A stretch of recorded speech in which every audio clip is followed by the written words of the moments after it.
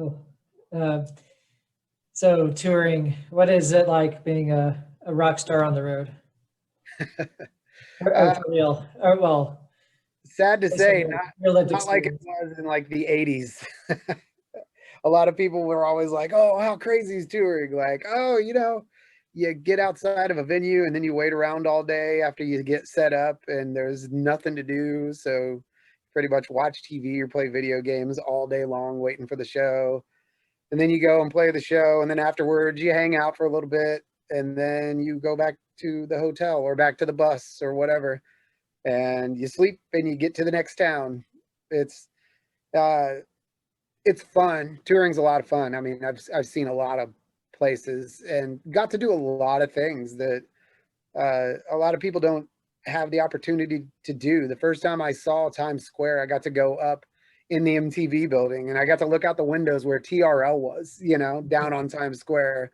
And I got to go up into uh, 30 Rock and Oh, Radio City Music Hall and all that kind of stuff. Like I got to see these places from the inside and go into CBS World headquarters and Sirius XM satellite radio headquarters and do interviews there and stuff. So it was cool to be able to do that. And then also get to tour around the country.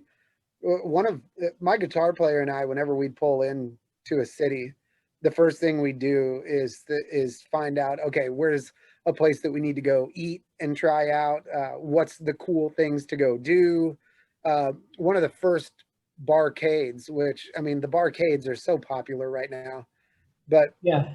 the first one that I ever saw was in Portland, and it was across the street from the venue we were playing at.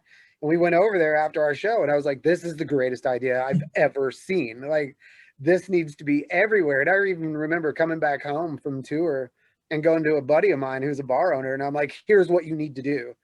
And he was like, "Oh, I don't know that it would ever work." And now every time I see him, I'm just like, "So, have you been to any of the 50 barcades around town?"